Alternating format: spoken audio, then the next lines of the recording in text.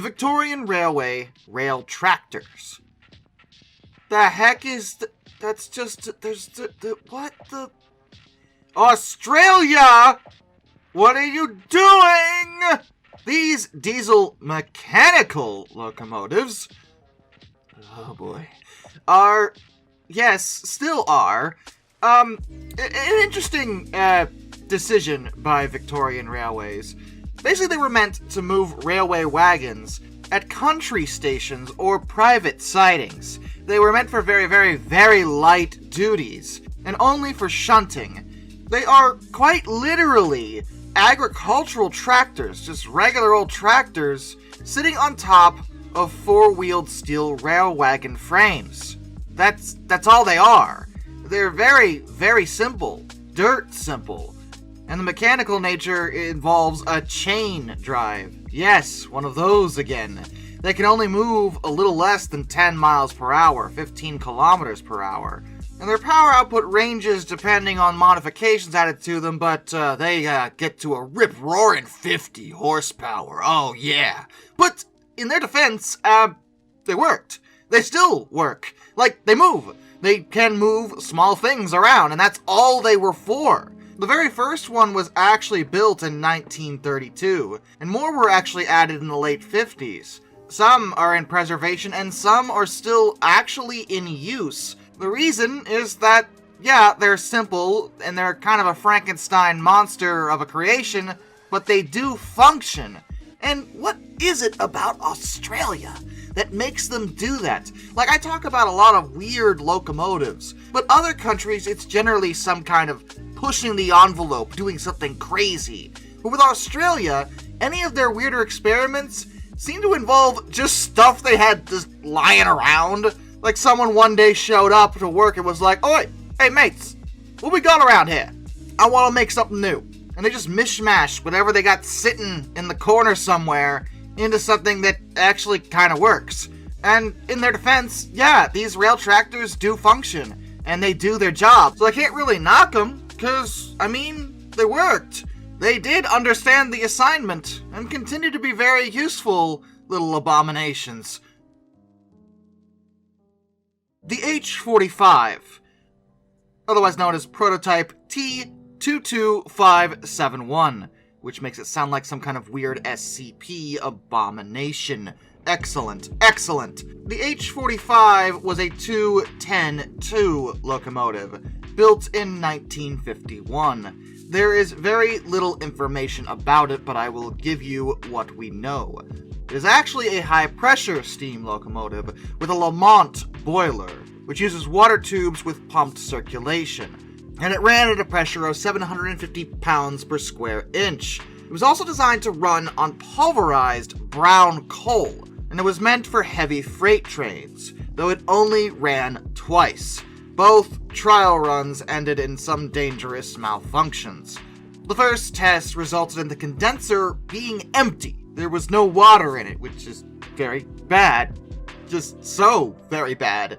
And the second one had similar issues, but allegedly, the steam pipes got so hot that they started warping and bending, which is horrifying. These problems were considered too bad to even attempt to overcome them, and the project itself was already very expensive.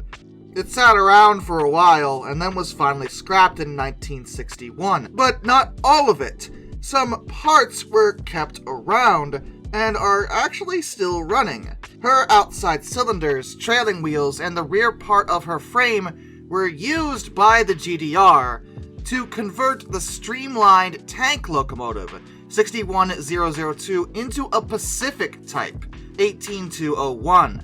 That locomotive does still exist, and is often considered the fastest operating steam locomotive in the world in the present day, although I'm sure the comments are going to heavily debate that logic, but still, the point is, at least some parts of this bizarre creation are still around. The NWR Class TG 060 plus 060 duplex steam locomotive. The heck is what did you... And when I say NWR, Northwestern Railway, but Indian Railways, just so we're clear.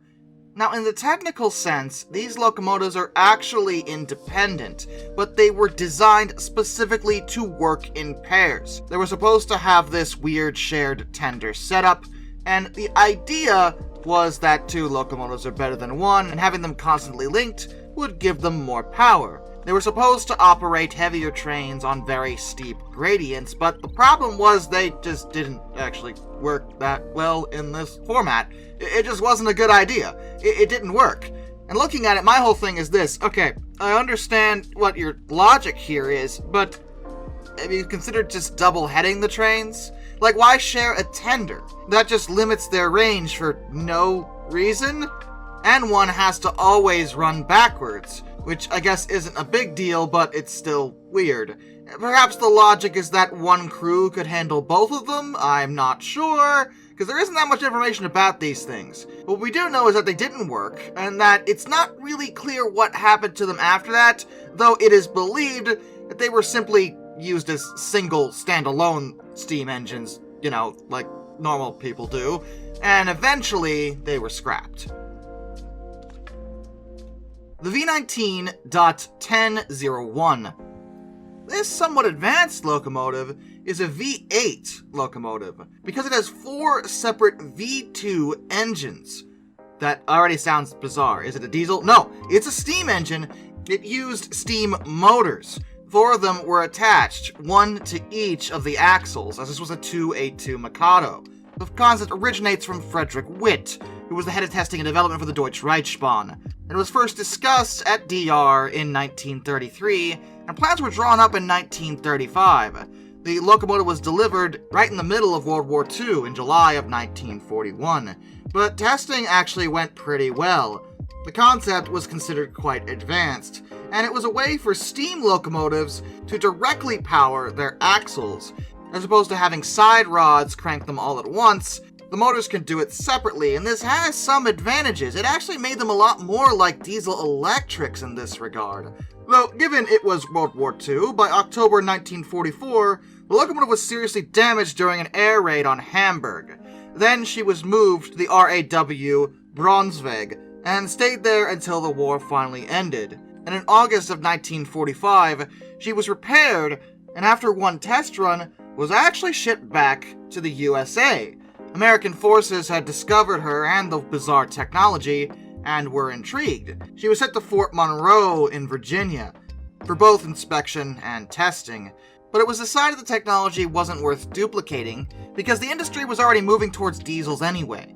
She was certainly an interesting design, and she did work, but there didn't seem a lot of point in her, at least as far as the Americans were concerned. She was moved to Fort Eustis in 1950, and finally scrapped there in 1952, never being returned to her native Germany. The Soshenguve Automotive SOS.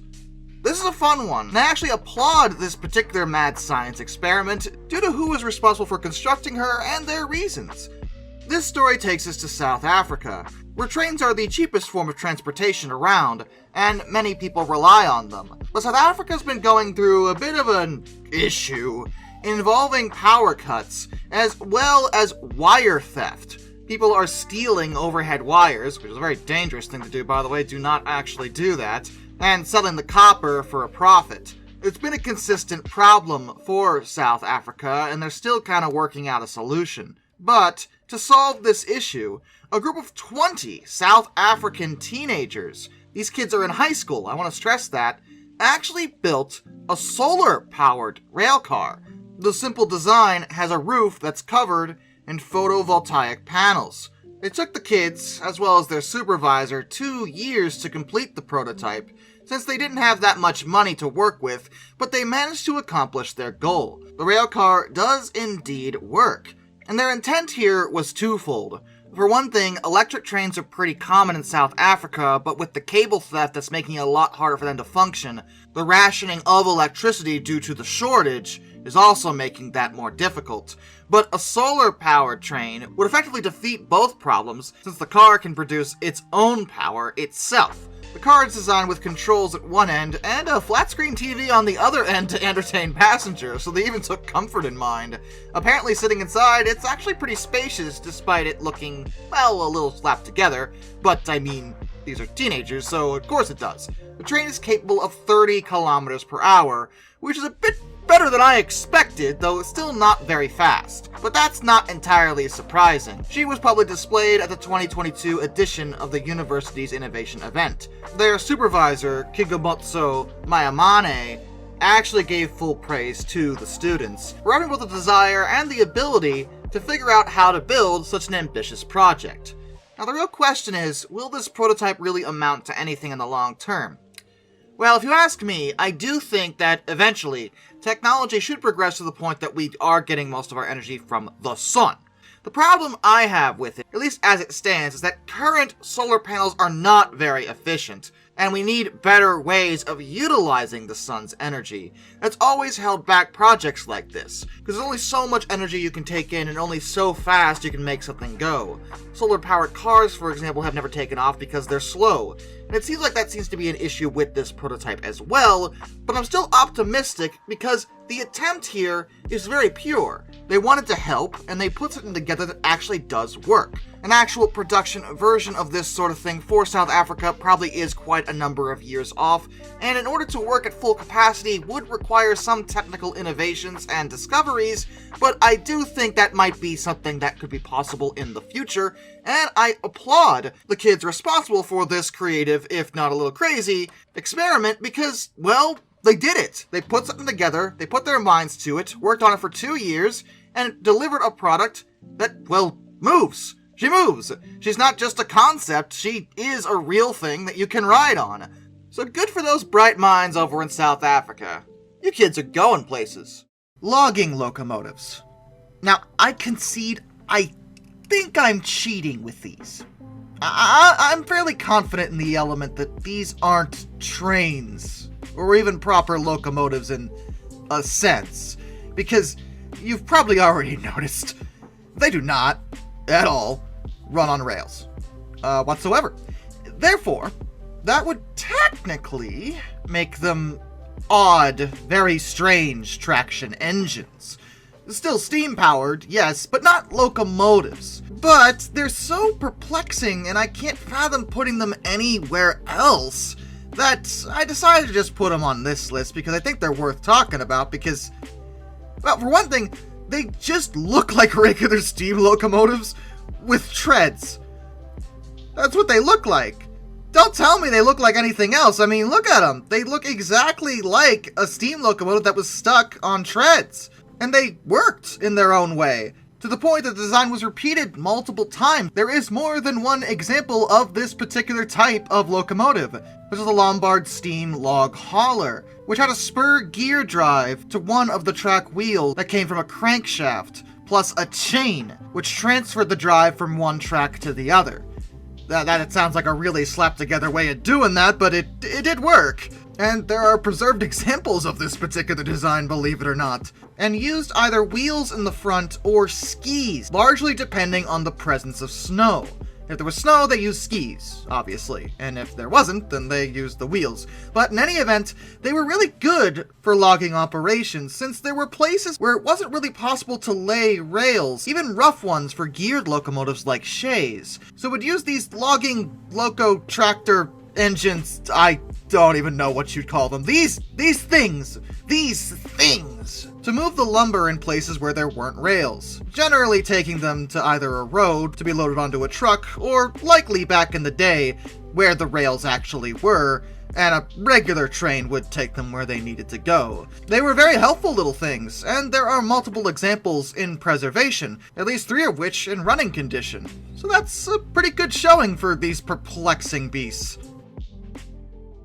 The Hythe Pier Railway.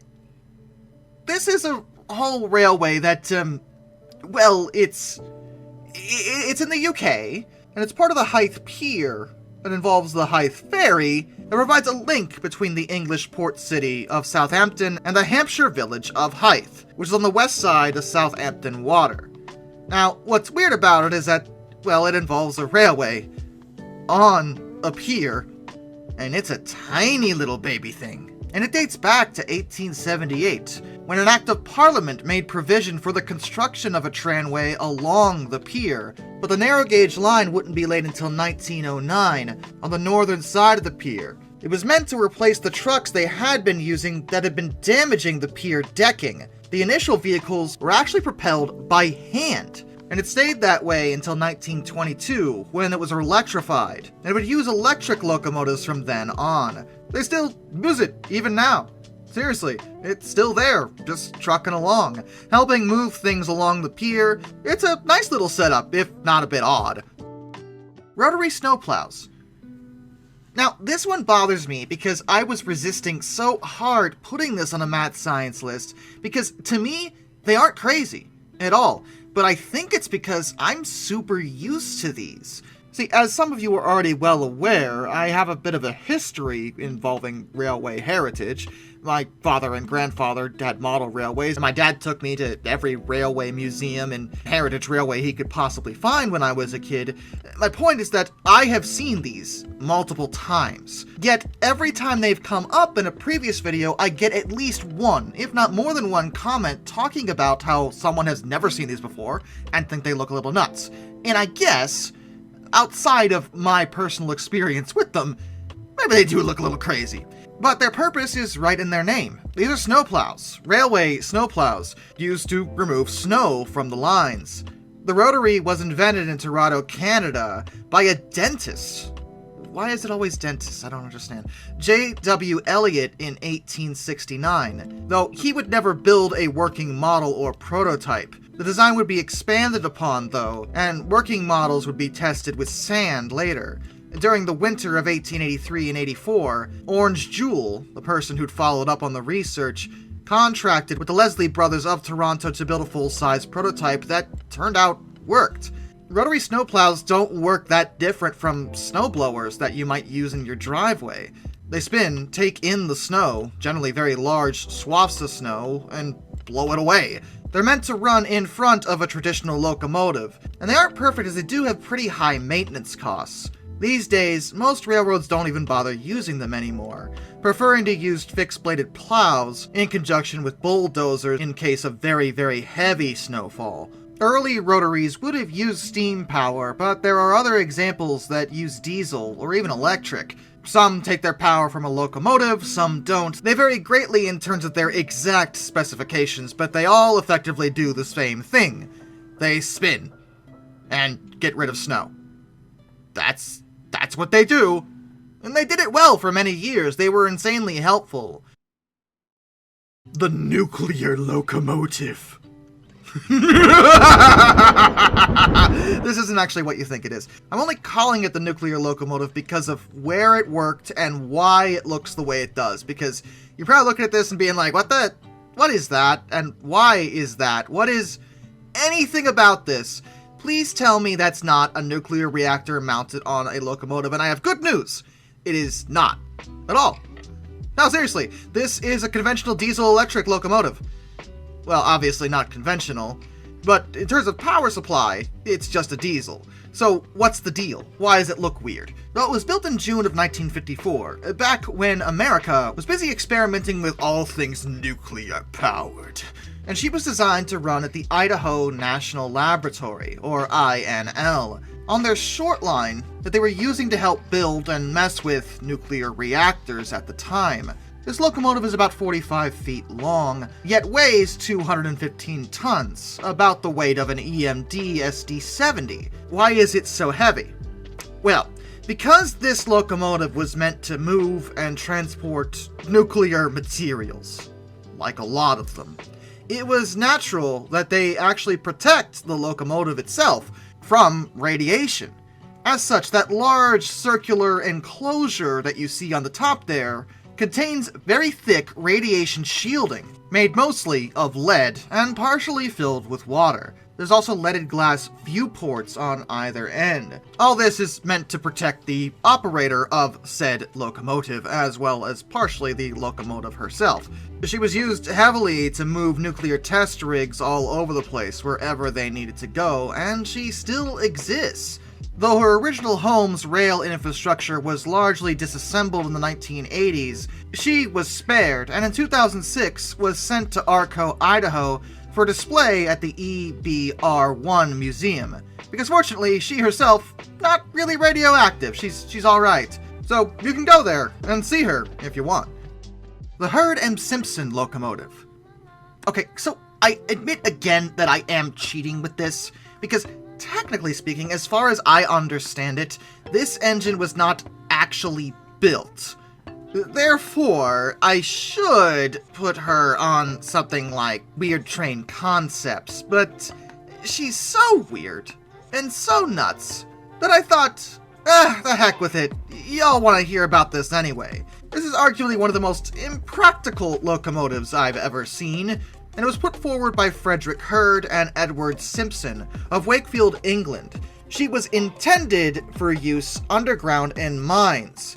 Now, if she's a steam engine, how was that supposed to work? One of the problems with, of course, using steam engines in a mine is that it's underground and the smoke fills up and then everyone asphyxiates. It's good times. But this design offered a solution. The basic concept was that the smoke from the boiler was taken and instead of being expelled, recycled, and sent through the fire a second time. Our illustrious inventors of this locomotive seem to think that continuously recycling the exhaust gases would eventually make it so that they could just release them into a confined space like a mine without any kind of issue.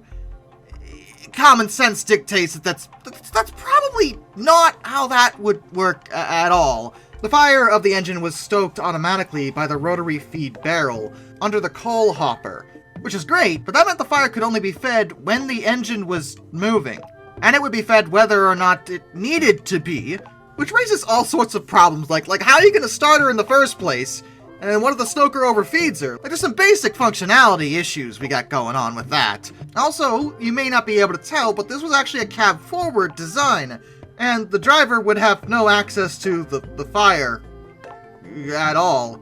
And the design doesn't seem to have a chimney, because that's not what that is. That's the coal bunker. On top of the locomotive where the funnel goes, generally. There doesn't actually seem to be any place where the gases would eventually be expelled, because, look, you can't just throw them back onto the fire constantly. That is literally impossible. I mean, you can do it, but you're not going to have a working machine if you do. Also, wouldn't the coal hopper being that high make this locomotive very, very top-heavy? Wouldn't that be a thing? I mean, I guess it would work in mines, and I can never see it going very fast in that particular setting, but still, it's just a really weird decision, especially when, again, mines, like how tall are mines generally? Not very. It is, in pretty much every conceivable way, just a really bad idea, so we should probably be thankful it was never built.